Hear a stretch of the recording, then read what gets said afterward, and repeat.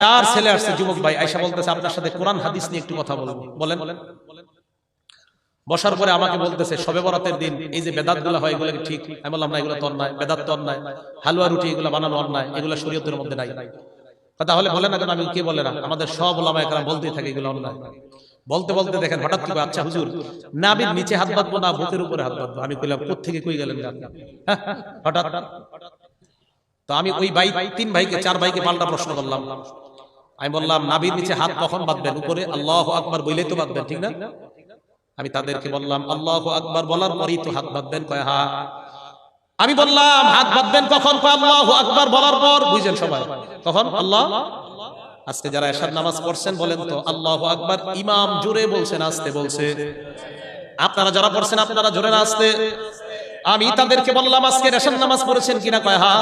আমি বললাম শুরুতে যখন আল্লাহু আকবার বলে নামাজে হাত বাঁধলেন আপনারা জোরে বলছেন না আস্তে? কয় আস্তে। আমি বললাম ইমাম জোরে বলছেন আস্তে? কয় ইমাম জোরে বলছে। আমি বললাম এই যে ইমাম জোরে বললো আর আপনারা আস্তে বললেন, এটা কোরআন হাদিসের কয়াস?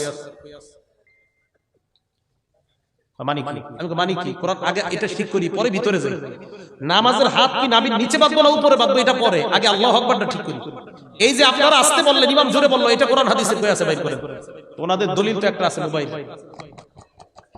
আমি তো জানি না, বের হবে না। তো আমি বলছি কষ্ট করে লাভ নাই, মোবাইল থেকে বের হবে না। কারে ফোন দিবেন দেন। তো কোনায় কোনায় গিয়ে কারে জানি ফোন দেয়, আমি জানি কারে কারে ফোন দিয়েছে, আমি জায়গা নাম বলবো না।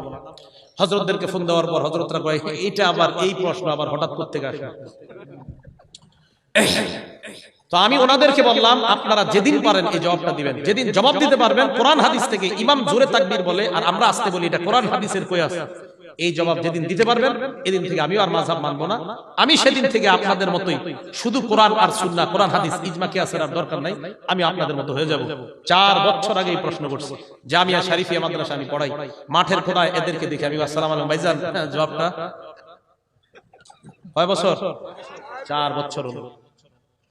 কোন দলকে আমি ইঙ্গিত করতেছি না। তাহলে আমি বললাম আগে আল্লাহু আকবারটা ঠিক, এই জায়গার মাসালাই ঠিক নাই, তো ভিতরে কবে ঢুকবো? আমি কই এটা ঠিক হইলে ইনশাআল্লাহ আমরা ভিতরে ঢুকবো। তো 4 বছর আজও ঢুকতে পারি না, এখানে আছে। তা আপনারা দোয়া করবেন, এখানে কতদিন থাকি জানি না, ভিতরে যাওয়ার পর এরপর আরেকটা এই জায়গায় করব। তো এখন আজ এতটুকু আছে। এইটা একটা প্রশ্ন। আপনারা আরেকটা প্রশ্ন শুনে রাখেন, আপনাদেরকে অনেকে বিভ্রান্তি করতে আসে হাদিস দিয়া কোরআন দিয়া, ওলামায়ে কেরাম জানেন। এরপর আপনারা এই প্রশ্নগুলো মনে রাখলে অন্তত এগুলো করে দিবেন, আর সামনে আসবে না 3-4 বছর ঝামেলা হবে। এক ভাই আয়েশা কয় সূরা ফাতিহা ছাড়া নামাজ হবে না, আমারে বলতেছে। আমি বললাম আচ্ছা ঠিক আছে। তো আমি মনে করেন আমি উনি আমরা তো ওই 3 ভাই যে 2 ভাই এসে বলতেছে, আমি বললাম আজকে আমরা মনে করেন মাগরিব পড়লাম একসাথে 3 জন।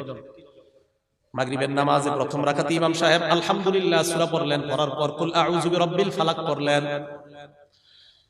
সূরা ফালাক শুরু করার সময় ইমাম সাহেব মিনাল জিন্নাতি ওয়ান নাস বলার পর রুকুতে গেলেন। ভালো করে আপনারা শুনেন। আমি ওই 2 জনকে বললাম আমরা সবাই ওযু করে আইসা ইমাম সাহেব রে দেখলাম, কোন মতে ইমাম সাহেব মিনাল জিন্নাতি ওয়ান নাস এই জায়গায় আইসা ইমাম রে পাইলাম। আল্লাহু আকবার বলে ইমাম রে পাইছি প্রথম রাকাত। পাওয়ার পর ইমাম গেলেন রুকুতে, আমরাও যাবো কই? তো ওই 2 ভাইও আমার সাথে বললো আমরাও রুকুতে যাবো। আমি বললাম ঠিক তো? কয় হ্যাঁ। তাহলে প্রথম রাকাত পড়লাম, কয় হ্যাঁ। এবার দ্বিতীয় রাকাত পড়লাম, কয় হ্যাঁ। তৃতীয় রাকাত পড়লাম, কয় হ্যাঁ। আমি বললাম নামাজে সালাম ফিরানোর পর আমাদের 3 জনের আর দাঁড়াইতে হবে কিনা? কয় না আমরা তো রাকাত পাইছি প্রথম রাকাত।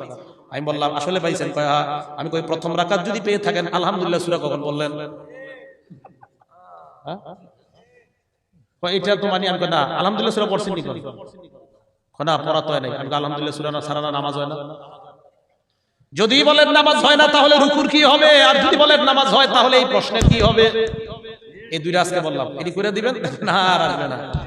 হ্যাঁ, এখন কোরআন গবেষণা করা, এগুলো আমাদের মাদ্রাসায় গবেষণা করা হয়।